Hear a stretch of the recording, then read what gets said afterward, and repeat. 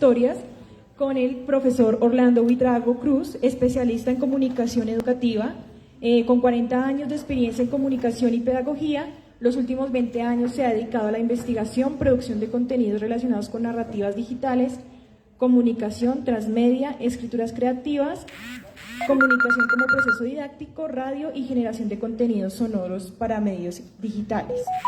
En ese conversatorio tenemos una invitada muy importante, la profesora Johanna Zárate, quien es diseñadora gráfica, especialista en edición digital y multimedia y maestra en estética e historia del arte de la Universidad Jorge Tadeo Lozano. El día de hoy nos van a hablar sobre este libro enfocado en contenidos transmedia y pues les doy paso a los dos expertos en el tema para que nos ilustren sobre esto.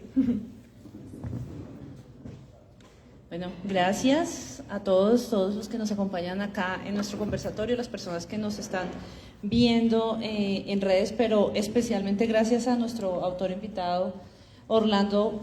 Muchísimas gracias, no solo por estar acá, sino por permitirnos tener acceso a este libro, El poder didáctico de las historias, Storytelling Transmedia.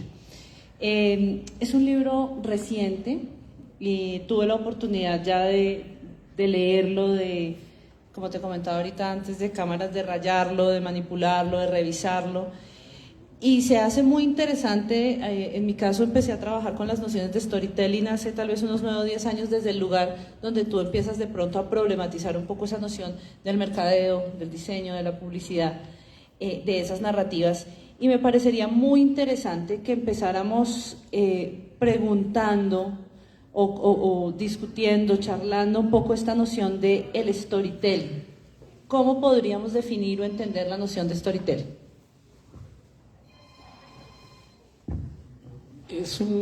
Primero que todo, buenas tardes. Muchas gracias por rayar el libro. Y muchas gracias a las personas que nos acompañan, a la Universidad de Jorge Tadeo Lozano, y el saludo en nombre de Alfa Editorial. El storytelling,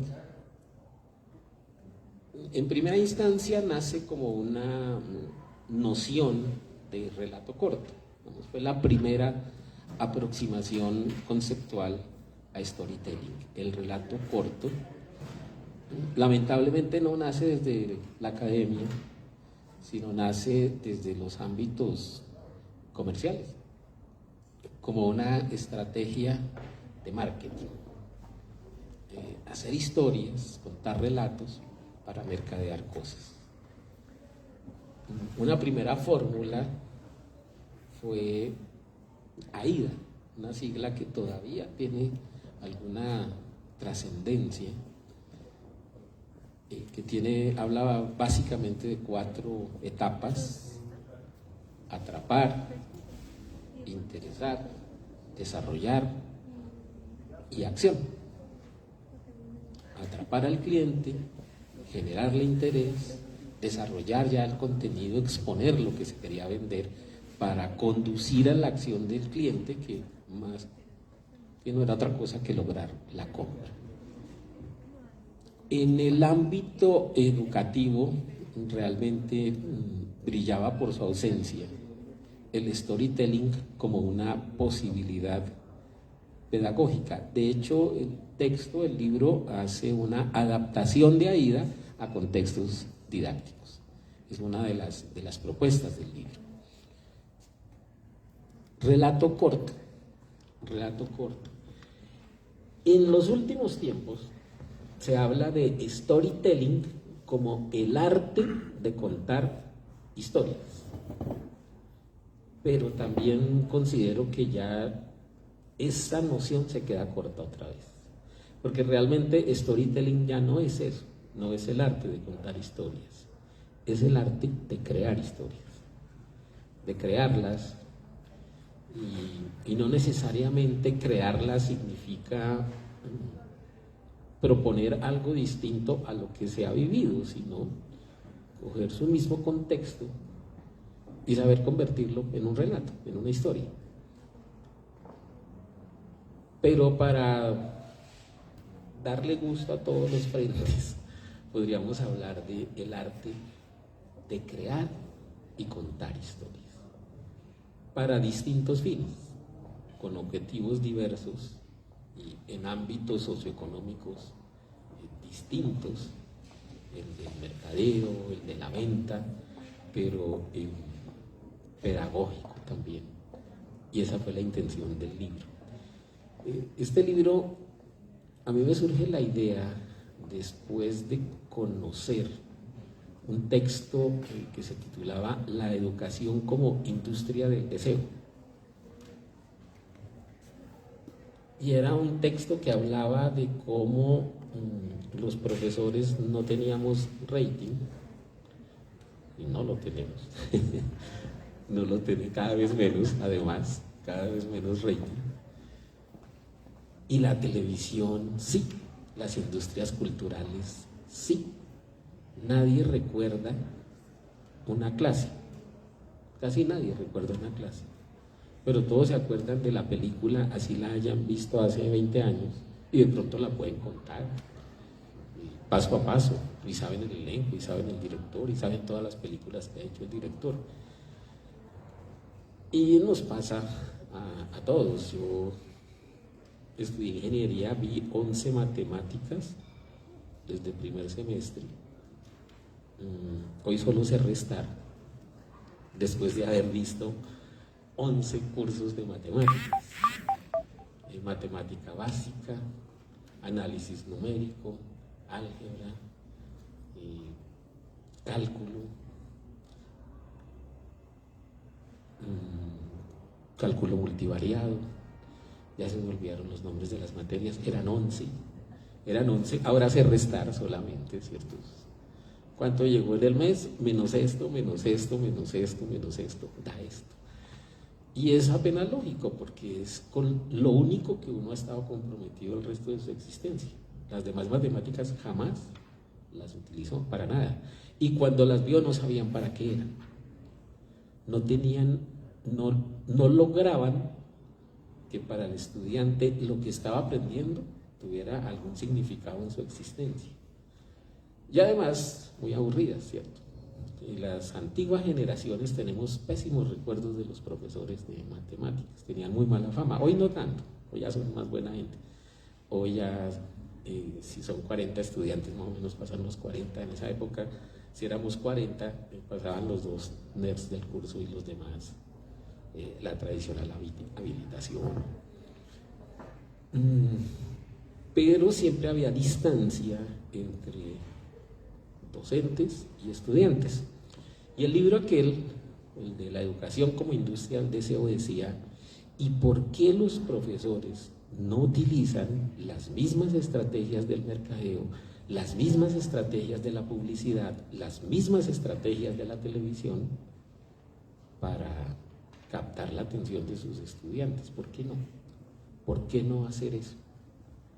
Y ahí surgió la idea de hacer el libro El poder didáctico de las historias transmedia. El subtítulo del libro es Storytelling Transmedia. Hubiese podido ser simplemente transmedia, pero por cuestiones de terminología, en el momento de escritura del texto, pues lo ideal era Storytelling Transmedia, porque las palabras también tienen una vigencia muy corta, ¿no? El concepto en 3 años desaparece o se renueva, se transforma, y eso ha sucedido con el storytelling, que era una palabra hace 4 años más o menos desconocida para la gente, no decía nada, y hoy es un término muy común, y tan importante ha llegado a ser que ya tiene detractores y que tienen toda la razón. Hay una cosa, y esto no es para que los que estén se vayan, estamos hablando del poder didáctico de las historias. Tendría que comenzar diciendo que las historias no tienen poder didáctico. Lo que les da el poder didáctico, en este caso, es el subtítulo del libro y básicamente la palabra transmedia. Pero una historia per se no tiene poder didáctico, no tiene ningún tipo de poder más allá de pronto del de entretener. Ninguna historia y ningún libro. Uno no entiende por qué personas que han leído toda la colección de Chopra, de Coelho, y siguen en unos estados de depresión terrible cuando han leído como 40 libros que los enseñan a ser felices. Entonces, ¿qué pasó con la lectura de los 40 libros? O en la película Forrest Gump te decían que una vez vieras esta película tu vida iba a cambiar. Yo sé que hay gente que la ha visto 5 veces y la vida no le cambió. Entonces, ¿qué pasó? Si se suponía que la película podría tener ese efecto. Y es porque las historias en sí mismas no tienen poder didáctico. El poder didáctico es lo que sucede alrededor de las historias, en el entorno de las historias y lo que se hace con las historias. Ese sí es el detonante de un poder didáctico. No lo tiene, pero sí es el insumo necesario para poder generar un escenario mediático con poder didáctico. Tratando de hilar un poco lo que nos estás comentando, hay una frase que le puse carita feliz y asterisco que me pareció muy interesante, que dice: descubrirse como comunicador es un paso previo e imprescindible para descubrirse como educador. Ahora, tratando de hilar un poco lo que nos comentabas previamente sobre el porqué y la manera en que se entiende en tu libro la narrativa del storytelling transmedia, ¿es posible que el lugar y la manera del docente haya cambiado hasta este lugar del comunicador desde la narrativa transmedia? ¿Que hayamos tenido que mutar nuestro proceso y nuestra metodología de educación y estas sean las herramientas actuales y del futuro? Por supuesto, de eso se trata. Es que durante mucho tiempo se desconoció que ser profesor implicaba ser comunicador, porque ante todo los ambientes de aprendizaje son procesos comunicativos y al proceso comunicativo no se le dio la relevancia que ahora sí la tiene. Y ahora se entiende que hay que ser un buen comunicador, más en estos tiempos en los que hay tanta competencia y cada vez menos espacio para comunicar. Paradójicamente, el ecosistema de comunicación que ha crecido tanto, el ecosistema de comunicación que te da tantas posibilidades, también te quita protagonismo. Yo no sé quién esté dispuesto a escuchar a un profesor 1 hora, 1 hora y media. Creo que no. No, creo que a los 25 minutos ya la gente quiere que uno se calle, porque ya ellos están acostumbrados a encontrar la información de otra manera, en distintas fuentes, son más audiovisuales. Ahora son muy sonoros, los podcasts han tomado mucha fuerza. El podcast es un producto comunicativo que tiene vigencia, por lo menos está en un cuarto de hora, está en un momento favorable el podcast, pero nadie quiere escuchar a un profesor más de media hora. Entonces tiene que acudir a otro tipo de recursos y ese otro tipo de recursos es el transmedia. No es para tanto, como dicen algunos, que entonces los profesores van a desaparecer. Eso no es cierto. Una cosa es que cambie el rol del profesor, o una cosa es que cambien, que sea necesario una transformación en las actitudes del profesor, y otra cosa es que desaparezca. Todo lo contrario, tal vez podríamos estar en el punto en el que el profesor es cada vez más importante, pero en una función distinta, no en la del dueño del conocimiento, no el que transmite la información, no el que transmite el conocimiento, sino el que lidera procesos de aprendizaje. Y es una propuesta que hace el libro incluso. El profesor tiene que asumir la condición de líder. Y para ser un buen líder hay que ser un buen comunicador. Y el profesor tiene que generar unas estrategias de interacción con los estudiantes que implican unos ecosistemas de comunicación alrededor del proceso que se esté realizando. Entonces, por decir algo, la diatriba que hacía unos minutos de las matemáticas. Si estoy enseñando cálculo integral, de pronto ya no me estoy 3 horas llenando tableros con fórmulas de cálculo integral, sino que desarrollo algo de 20 minutos alrededor de lo que quiera explicar una derivada. 20 minutos explicando la derivada,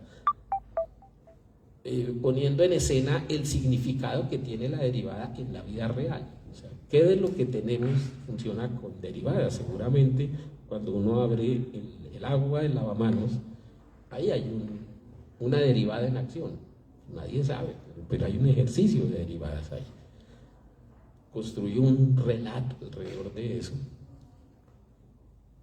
Y en productos satélites que pueden estar en audio, en video, en cómic, en radionovela, en distintas expresiones mediáticas posibles, agrego la información que antes la contaba en las 3 horas.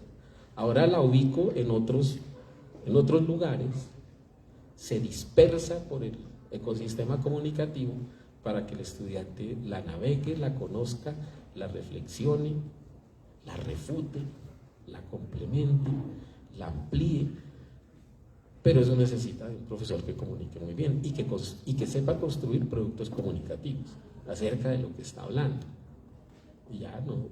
Y adquiere un papel muy importante cuando se vuelve dinamizador de los procesos. Ahora, llevar a la práctica eso requiere muchas cosas, y las universidades y las instituciones educativas también deberían pensar en reformularse desde la parte administrativa, porque es que cuando un profesor lo contratan, le dice que lo contratan para que dicte 32 horas de clase, y si usted habla solo 20 minutos, empieza a meterse en líos con la parte administrativa. Es que hablamos de cambiar paradigmas desde lo pedagógico, desde lo académico, pero no se modifican paradigmas desde lo administrativo. Te das cuenta que los modelos pedagógicos son muy difíciles de aplicar en las universidades. O sea, si uno como docente lee el modelo pedagógico de la universidad, que casi siempre son inspiradores, y si uno lee ese modelo pedagógico está seguro de que de su curso puede salir un cohete, pero cuando tiene que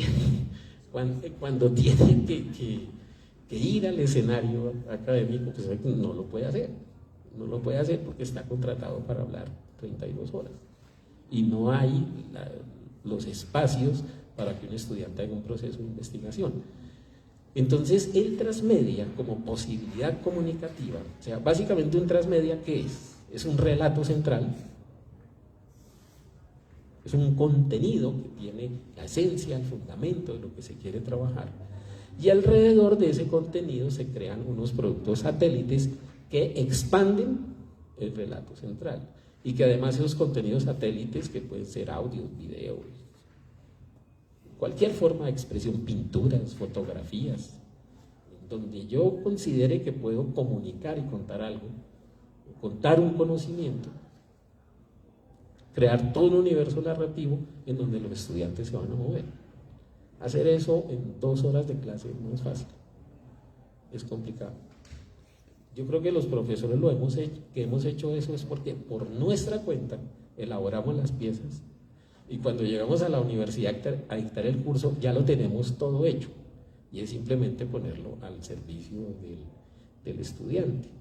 Pero aún así queda uno en apuros, porque es que son 2, 3 horas. Entonces, ¿qué hago en las 3 horas? Bueno, generar los espacios para reflexionar, debatir, contrastar, oponerse a lo que dice. Yo creo que el transmedia es un ejercicio liberador, porque el transmedia tiene un componente fundamental, y es que uno de los satélites de las estructuras transmedia son los contenidos generados por las audiencias. En este caso las audiencias son los estudiantes. Que los estudiantes generen contenidos acerca de lo que uno les esté diciendo, y que tengan la posibilidad de decir: yo no estoy de acuerdo con lo que usted nos está diciendo. Ahora, no porque se le ocurrió, sino porque lo investigó, lo indagó y se está oponiendo desde un proceso de investigación que hizo. Esa es una posibilidad, porque hay conocimientos que son relativos. Hay muchas áreas del conocimiento en que se expone el punto de vista del profesor, pero a lo mejor es un tema que tiene muchos ángulos de mira. Entonces el transmedia da la posibilidad de que se pongan en escena esos otros ángulos de mira, que pueden estar a cargo de los estudiantes. Orlando, pero yo me voy a poner al otro lado, ¿no? En el lugar del docente que se sienta y dice, pero preparar todo eso es mucho trabajo. Yo no me anoté para eso. Yo no sé hacer videos, yo no sé escribir historias, yo sé de matemáticas. En mi área, que estamos en el área de diseño, pues somos naturalmente creadores. Luego, la narrativa y todo lo que tiene que ver con las industrias creativas y culturales es lo que enseñamos, por lo tanto es más fácil que lo hagamos. Sí, para mí como diseñadora de pronto es fácil llegar a hacer un transmedia porque hace parte de nuestro proceso.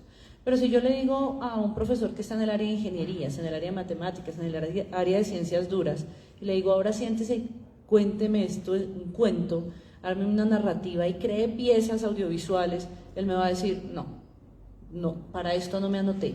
¿Cómo le puedo yo comentar, cómo le puedo decir, cómo puedo motivar a un docente para que él entienda la ganancia que tiene él como docente y su experiencia en el aula a través de esta herramienta? Hay que cambiar dos paradigmas. El que te mencionaba inicialmente, hay que cambiar el paradigma administrativo. La administración de las instituciones educativas sigue siendo igual a los años 60, a los años 70. Los que pasamos por procesos educativos, no es que estemos viejos, sino que empezamos muy jóvenes, por procesos educativos en los 60 y en los 70. Y uno entra a una universidad hoy y los parámetros administrativos son los mismos.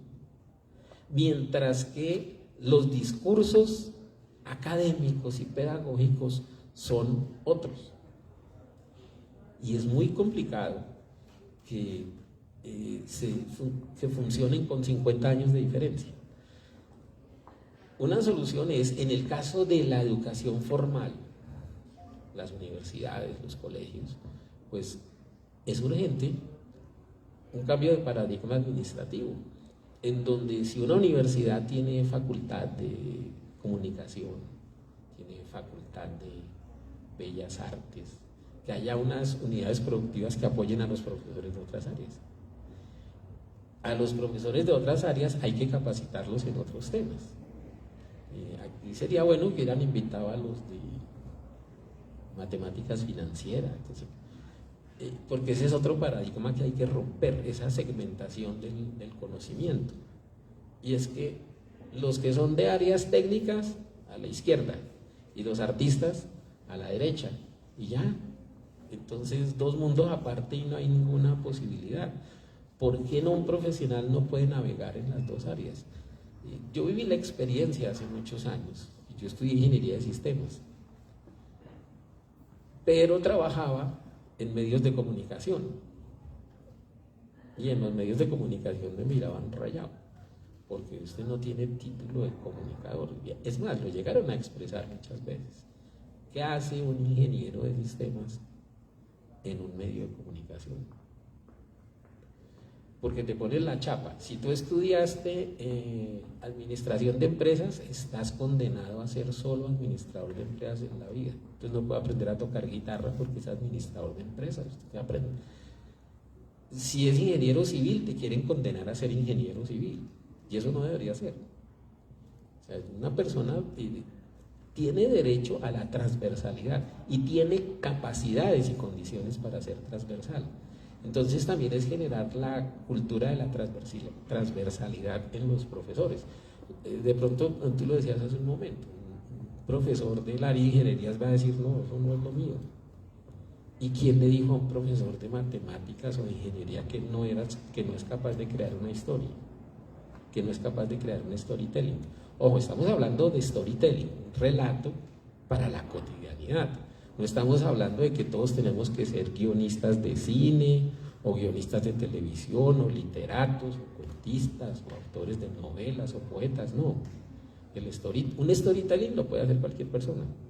Hay unas estrategias, porque obvio, no tiene unas obligaciones desde la dramaturgia. No tengo que hacer una obra de arte desde la dramaturgia para crear una historia que pueda ser utilizada con fines pedagógicos. Eso no es necesario. Se puede hacer desde el conocimiento cotidiano. Es cambiar mentalidades del profesional y cambiar paradigmas de las instituciones. No estaría fácil. Ambas son complicadas. Es muy difícil cambiarle el chip a una institución y a veces también es muy difícil cambiarle el chip a un profesor. Eso no es lo mío. Pero tampoco le dan espacios para que él pueda cambiar de opinión. Yo no sé cuántos procesos de capacitación se hacen en las instituciones alrededor de estos temas. Casi no, rara vez. Y a veces es curioso, los procesos de capacitación se hacen para los que ya saben. Vamos a hacer un curso de escritura creativa. Se lo hacen al de comunicación, se lo hacen a las de humanidades que están cercanas a la escritura creativa. Y nunca se vincula a ese proceso a profesionales de otras áreas. Nosotros tuvimos con alguna institución una experiencia muy positiva en ese sentido. Alguna vez se hizo una capacitación para profesores del SENA, bastante técnicos en su formación, en su concepción, y desarrollaron productos de storytelling para sus áreas. O sea, sí es posible hacerlo, pero se necesita cambiar paradigmas personales, que los profesores cambien su manera de pensar, y paradigmas institucionales, que de verdad lo que llamamos transversal, de verdad sea transversal. Yo creo que la palabra transversalidad es de las que más se usa en las instituciones educativas y es la que más brilla por su ausencia en los pasillos muchas veces. ¿En dónde está la transversalidad? ¿Dónde está la posibilidad de manejar distintas líneas del conocimiento? Pero yo creo que sí es viable. Ahora, si no lo puede hacer el profesor del área de ingenierías, pues deberían existir comunidades productivas dentro de las instituciones que puedan sentarse a hablar con el profesor de matemáticas. ¿Usted qué quiere? ¿Usted qué le gustaría? Y los que saben de verdad hacer ese tipo de piezas, que se las hagan. Es otra opción. Ahora, ¿hasta dónde están dispuestas las instituciones a hacer eso? Porque eso tiene costos, ¿cierto? Eso ya implica una serie de variables. No sé qué instituciones estén en condiciones de darle a eso, a partir de equipos de investigación. Pero yo creo que hay muchas maneras. Yo creo que las instituciones cuentan con semilleros de investigación y con estudiantes de, qué sé yo, de séptimo semestre en adelante, que pueden producir para las facultades. Habría que ser creativos en el proceso de producción, pero se puede. En tu libro tú hilas 3 conceptos que me parecen muy interesantes. Me gustaría que nos ampliaras esto de pronto con un ejemplo. La relación entre narrativa, docencia e interacción, ¿no? Pues porque, claro, se puede entender de manera suelta de ciertas maneras y tú explicas ahí de manera muy interesante cada término, pero si pensamos en esas 3 en un ejemplo, en un aula de clase, ¿cómo la veríamos? Narrativa al servicio de la docencia y luego los procesos de interacción, que son los que finalmente le dan poder didáctico a las historias. La narrativa, en sí la palabra narrativa, ¿qué viene a significar en lenguaje coloquial? La narrativa es cómo se cuenta algo, ¿cierto? Narración es lo que se dice, narrativa es cómo lo cuento. Tengo muchas opciones para contar algo. Hay un primer proceso y de hecho alrededor de eso hay mucha literatura ya, y es que el conocimiento también se cuenta. El conocimiento se puede contar, se puede transformar en una narrativa. Primer paso. Por ejemplo, vamos a hablar, no sé, escojan cualquier tema. ¿De qué tema podríamos, a una clase de qué? Por ahí alguien del auditorio que nos sugiera una clase de o cualquier tema. Matemáticas. Algo de las matemáticas puntual, concreto. Racionalización. ¿Perdón? Racionalización. ¿Qué racionalización? ¿No? Lo de las raíces. Las raíces. Las raíces del numerador. Entonces, bueno, lo que decías tú, las derivadas. Bueno, las derivadas. Las derivadas, ya tienes el ejemplo. Listo. Derivadas. Las derivadas, tomo un ejercicio de derivadas, cualquiera. Por ejemplo, ¿en cuánto tiempo se va a desocupar un estanque que tiene un escape de agua? Eso se puede solucionar a partir de derivadas, ¿cierto? La cantidad de agua que está saliendo en el tiempo a través de una derivada puede establecer en cuánto tiempo ese tanque se va a desocupar. Se va a desocupar. Y supongamos que hagamos una narrativa alrededor de eso. Resulta que ese tanque es de una familia que ha salido de vacaciones. La mascota de la familia es un pez y lo dejaron guardado en el tanque. El vecino precoz con una cauchera, ¿conocen las caucheras? Bueno, le hizo un orificio al tanque y el agua comenzó a salirse. Eso significa que la vida de la mascota está en riesgo. Y me entero en el lugar del paseo de que del tanque está saliendo agua, que hay un escape de agua. Y yo podría construir toda una trama de regreso a casa, toda la película de los trancones, toda la película de las dificultades para regresar, mientras el tanque se está desocupando. Y hay un narrador que me está diciendo cuánto tiempo de vida le queda al pez y en cuánto tiempo tendría que ser la aceleración del cambio. Puedo hacer una relación transversal con la física: velocidad final menos velocidad inicial sobre aceleración. ¿Cuánto tiene que moverse el carro para alcanzar a salvar el pez? Entonces, esta narrativa que estoy aquí elucubrando, pensando que se me está ocurriendo, me está llevando a pensar que yo podría hacer un videojuego con esa situación para ilustrar las derivadas. Obvio, el videojuego tendría todo el proceso de desarrollo de las fórmulas matemáticas alrededor de la derivada. Tendría todo el proceso de aplicación de las fórmulas físicas para el desplazamiento del carro que tiene que regresar a salvar al pez, y puedo hacer un videojuego alrededor de eso. Si salvo al pez, gano. Y si el pez se muere, pues pierdo, pero tengo una buena cena con una mojarra frita, no sé cuál haya sido. Me garantizo una cena interesante, pero hice una narrativa para explicar derivadas. ¿Qué quiere decir eso? Que uno piensa en una narrativa y después piensa en cuál es el medio expresivo más conveniente para contar eso. Eso que se nos acaba de ocurrir acá puede ser a través de un videojuego. Otra situación se puede explicar fácilmente o con un video interactivo, por ejemplo. No necesariamente hago un videojuego, sino hago un video interactivo en donde los que vienen en el carro toman decisiones.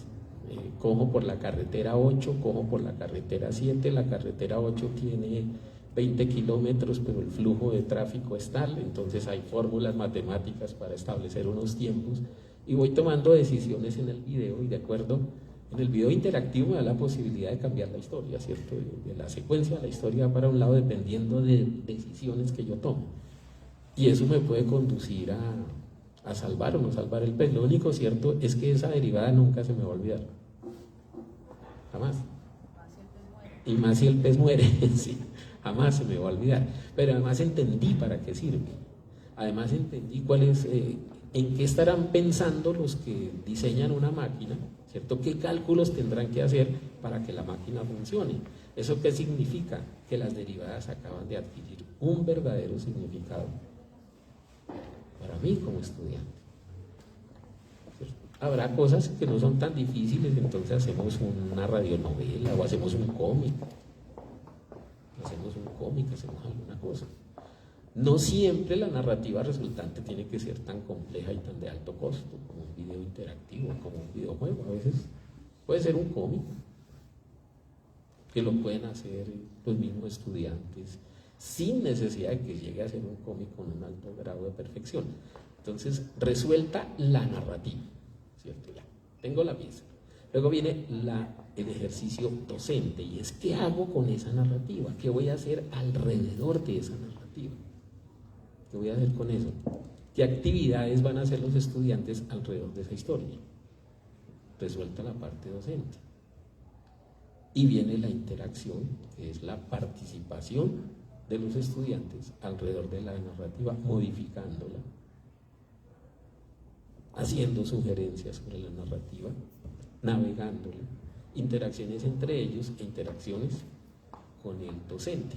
Tal vez en alguna parte del libro hay una secuencia que explica la interacción. El profesor habla y los estudiantes lo oyen. Interacción, cero. El profesor habla, un estudiante hace una pregunta, el profesor se la responde. Bueno, ya tengo tengo un principio de interacción, ¿cierto? Porque el estudiante me hizo una pregunta y yo se lo respondí.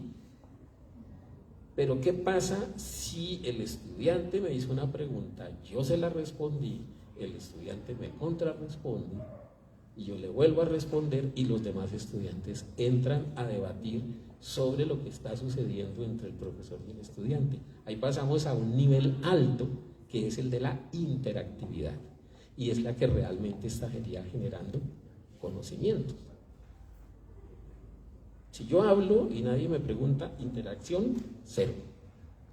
Si alguien me pregunta, yo le respondo, bueno, ya hay un nivel 1 de interacción. Si yo hablo, me preguntan, respondo, me preguntan, respondo, pero empiezan otros a participar de esa pregunta-respuesta, ahí está la interactividad. Entonces, tratar de lograr esas cosas, de construir una narrativa, que haya un ejercicio del docente alrededor de esa narrativa y que se generen unas actividades de interacción a partir de lo que propuso la narrativa y de lo que hizo el docente. Básicamente esa sería la secuencia para poner en escena esas tres cosas, que sería lo ideal de una clase, por ejemplo. Y ya no tendríamos al profesor hablando 2 horas. Cuando hablamos generalmente de la noción de transmedia desde el lugar inicial, ¿no? Con Jenkins, y cuando la aplicamos al diseño, hablamos mucho de la noción del prosumidor, y la importancia es de que aquel que nos escucha termine convirtiéndose también en productor de contenido. Cuando aplicamos la transmedia en el aula, cuando lo hacemos desde el lugar de la docencia, ¿qué tan importante es el rol del estudiante en la construcción de esa narrativa? Es tan importante que es estrictamente necesario que el estudiante lo haga para que eso pueda llamarse un transmedia. Una de las características fundamentales del transmedia es la participación de las audiencias. Sí, no hay participación de estudiantes, yo no me atrevo a llamar eso un transmedia.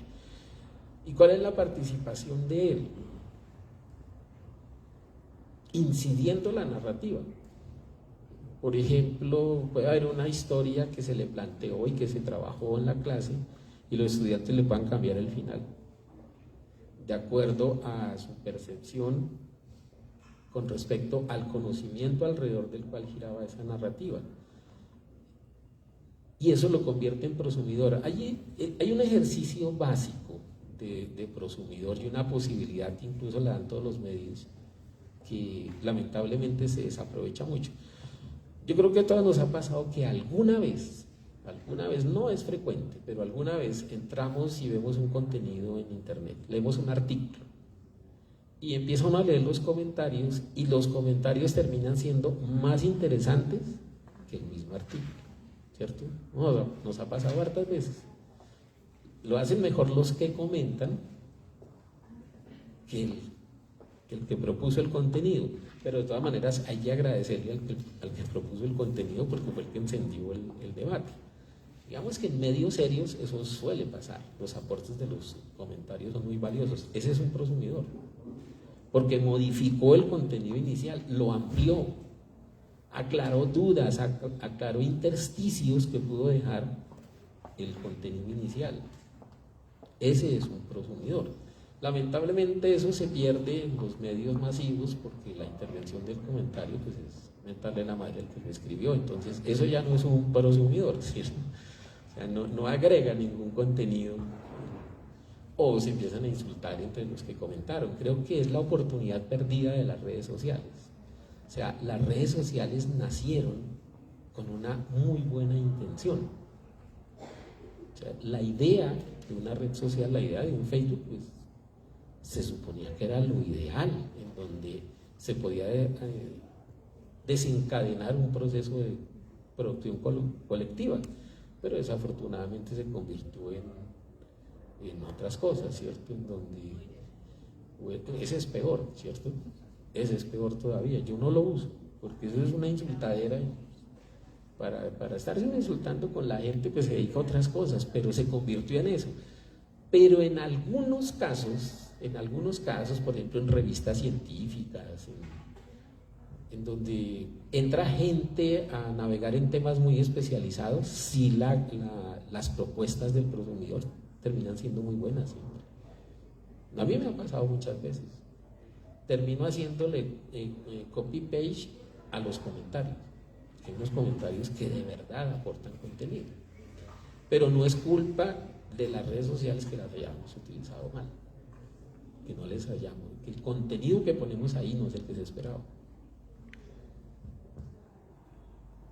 Orlando, ¿cuándo es suficiente o cuándo puede llegar a ser demasiado transmedia en el aula? Es decir, todo contenido, toda la clase, en el caso por ejemplo de un semestre, ¿es posible que yo haga toda la narrativa de mi clase o es indicado más bien que lo haga en ciertos momentos para cierto tipo de contenido, para ciertos momentos de la clase, del semestre o de la temática? Yo haría uno para todo el semestre, una sola, o sea, no es, porque tampoco se puede uno crear una narrativa, tampoco es tan fácil, ¿cierto? Se le va el semestre y no la acabo de hacer. Por eso te decía, algunos lo usamos porque ya las tenemos hechas, entonces sabemos, voy a utilizar esto para tal tema. Pero yo generaría un relato central para todo el semestre. ¿Y el transmedia qué es? Es ir agregando productos satélites. Entonces, a medida que transcurre el semestre, los estudiantes agregan productos satélites, no el profesor, los estudiantes le agregan contenidos satélites a eso que se está diciendo ahí. Al relato, a medida que van avanzando en los conocimientos, le van sumando cosas al relato central, de tal manera que al final tengan el universo narrativo producto de toda la clase. Yo no encontraría conveniente hacer varios el semestre y estar haciendo para cada tema una narrativa, ¿no?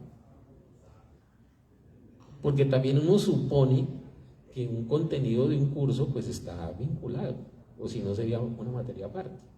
Entonces, si los contenidos de un curso están temáticamente vinculados con uno solo, es suficiente. Y como transmedia es un relato central con unos satélites, pues para el resto del semestre con los satélites. Irle agregando los satélites al relato central, ir tapando huecos del relato central, eso haría, uno solo para todo el curso. Ahora, después de estos 2 años que estuvimos en pandemia y que esto nos orilló a todos a entrar en esta idea de la telepresencia y de la comunicación a través de videollamadas, hubo una gran confusión con la noción de educación virtual y educación mediada por dispositivos tecnológicos. Cuando yo tengo un curso, digamos por ejemplo nuestra plataforma que se llama Avatar, y tengo videos, y tengo textos, y tengo links, yo puedo de pronto creer que eso es un transmedia. ¿Lo podría ser? Hoy estamos hablando de 2 categorías distintas. Son 2 categorías absolutamente distintas.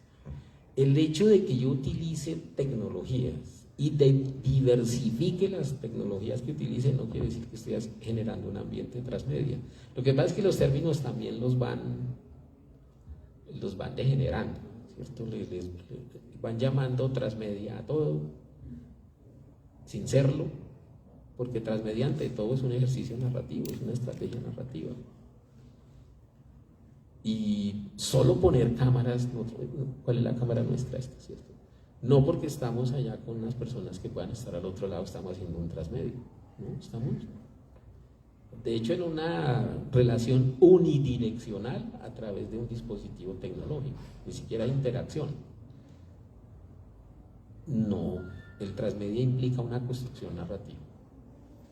Y si no se hace construcción narrativa, no hay transmedia. No es solo el uso de tecnologías, eso no le da la característica de transmedia. Es una mediación con tecnologías, pero transmedia es otra cosa, porque tendríamos que apelar a otros términos que existen, los crossmedia, o muchas denominaciones que hay para productos tecnológicos. Entonces, hay que tener cuidado con eso. Están llamando transmedia a todo sin serlo. Están pensando que porque utilizo 3, 4 dispositivos o posibilidades de mediación tecnológica distintos ya es transmedia, ¿no? El transmedia ante todo es una narrativa. Si no hay una narrativa, no hay transmedia. Es un ejercicio de construcción narrativa.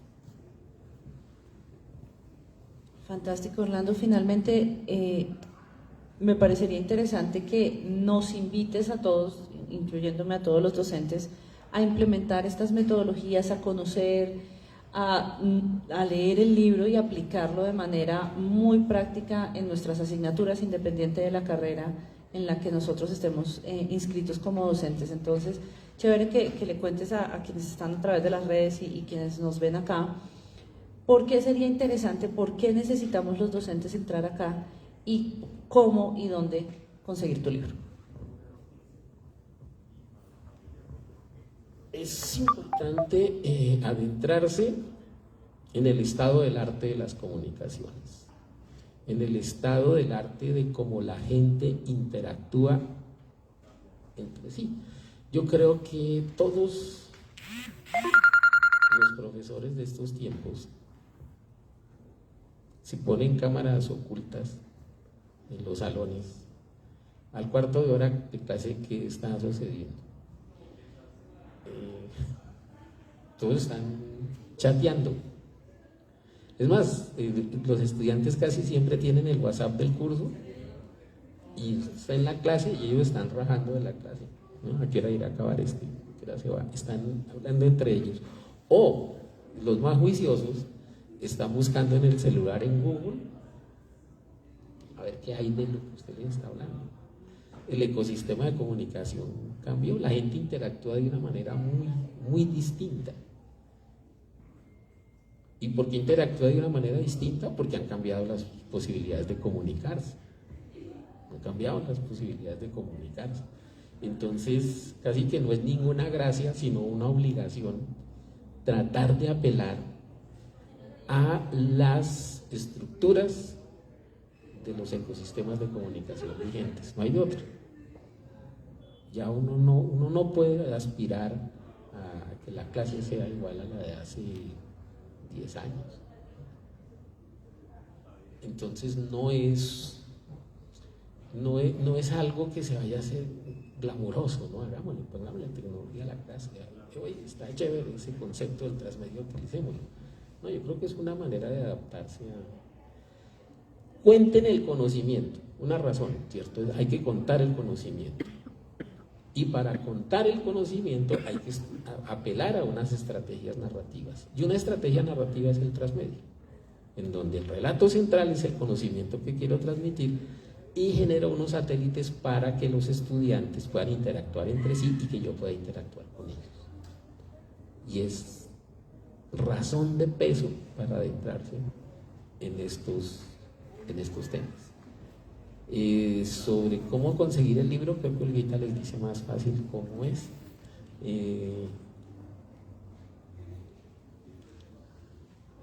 Porque ahí sí me corchó, pero Alfa Editorial, de hecho es una editorial que yo quiero mucho, ha sido una editorial hace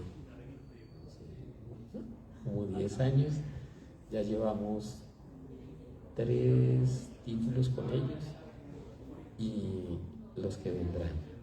Entonces, Olguita, si nos puede decir allá a la cámara cómo consiguen el libro. Bueno, en el libro hay un ejemplo de cómo adaptar narrativas transmedia a un modelo pedagógico. Y yo tomé como ejemplo un modelo de enseñanza problemática. Entonces, todos los modelos pedagógicos tienen unas secuencias, tienen los momentos todo. Cualquier movimiento, cualquier modelo pedagógico, ¿qué caracteriza al modelo pedagógico? Una secuencia, ¿cierto? Se supone que el aprendizaje se lleva a cabo a través de determinadas etapas. Tomé como ejemplo la enseñanza problemática, puede ser cualquier otro.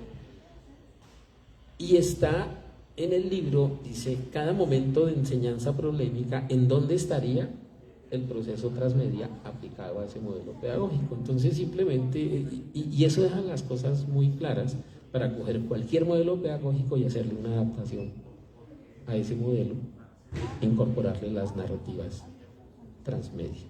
Y además el libro dice cómo construir las narrativas transmedia. El libro presenta unas estrategias para construir narrativas transmedia, estrategias que las puede utilizar cualquier persona. Ahora sí, Olguita les dice en dónde consigo el libro. Olguita, que tengo ganas de comprarlo. Buenas tardes. Bueno, el libro se consigue en nuestro punto de venta y en las librerías, en todas las librerías dentro y fuera de Bogotá. El punto de venta queda en la calle 62, número 2046. En la librería, y ustedes están visitándolas, los representantes de la editorial están visitando las universidades de manera periódica, ¿verdad? Y también se consigue con los representantes que visitan las universidades. Listo. Bueno, estuvimos con nuestro autor invitado, Orlando Buitrago Cruz, el libro El poder didáctico de las historias. La verdad, a mí me encantó, Orlando. He trabajado con la noción de transmedia como diseñadora y nunca lo había pensado como docente. Enseño a hacer transmedia y nunca lo he utilizado como modelo pedagógico, así que me encantó, me parece genial. Prometo no solo leerlo, sino jugar un poco con el transmedia en el aula y contarle cómo me va, cómo es cambiar el lugar. Yo de verdad les recomiendo mucho a quienes nos están viendo que efectivamente se den la oportunidad de conocer libros como estos y se den la oportunidad o nos demos la oportunidad como docentes de cambiar esos paradigmas a los cuales el autor nos invita. Orlando, muchísimas gracias por estar en la Universidad Jorge Tadeo Lozano, por estar en nuestra biblioteca y por estar en nuestra Feria del Libro. Al contrario, a ustedes muchas gracias por tenernos en cuenta, por invitarnos y por la acogida al libro. Cualquier inquietud, con muchísimo gusto. Y vamos a generar unos procesos de capacitación alrededor del libro. A propósito de lo que decías, de que los profesores no saben cómo hacerlo. ¿Cómo hacemos los transmedia? Y de pronto, pues leer un libro no es suficiente, ¿cierto? La lectura del libro te marca una referencia, ¿cierto? Los libros le dicen a uno que esto existe, los libros le dan a uno una noción de que eso existe. Entonces vamos a hacer una secuencia de talleres, ojalá pudiéramos contar con ustedes para poder llegar con esa información a profesores de distintas áreas, para que todos aquellos que no son del mundo de las narrativas, que no son del mundo de la escritura, que no son del mundo de las artes creativas y que crean que eso pues yo no lo puedo hacer, de pronto demostrarles que sí se puede hacer y poder convocar a profesores de letra administrativa, profesores de las áreas de ingeniería, de las ciencias exactas, a que nos acompañen en esos talleres de formación, en donde la idea es que van a ser cosas de un día, que al final del día salgan con una lección transmedia bajo el brazo. No es tan difícil como parece, realmente no es. En la vida a veces son cosas de decisiones y es la decisión de intentar hacerlo, y les aseguro que lo van a poder hacer, no es del otro mundo, o sea, tiene sus técnicas, tiene sus especificidades, cosas muy específicas para su diseño y construcción, pero pues para eso estamos. Entonces, pues si podemos contar con la biblioteca para llegar a los docentes y proponerles, presentarles una oferta de talleres de formación en transmedia al servicio del quehacer pedagógico, estamos listos. En esos talleres de formación incluiríamos el libro. Estaría el texto y estaría la información, y no sé si a través de ustedes entonces podemos canalizar el hacerles llegar la oferta a todos los docentes. Nuevamente muchas gracias, y conociendo como conozco la biblioteca y el espíritu de nuestra biblioteca, sé que sí, sé que siempre somos de puertas abiertas. Entonces muchas gracias a todos por estar acá y gracias a quienes nos vieron a través de nuestras redes.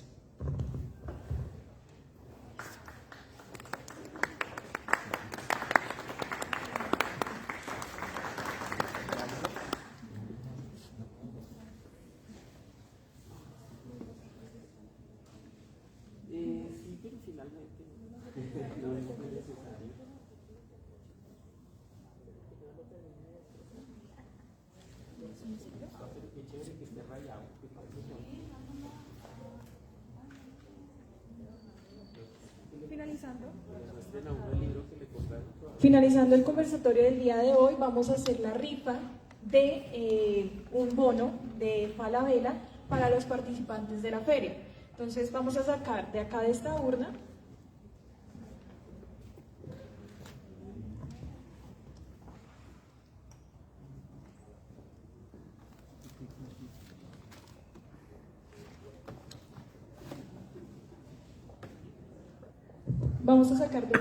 al ganador del día de hoy, o la ganadora,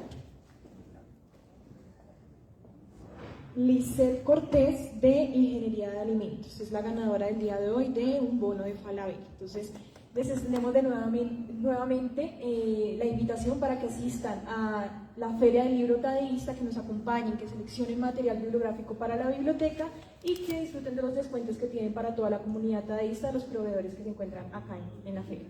Muchas gracias y que tengan una feliz tarde.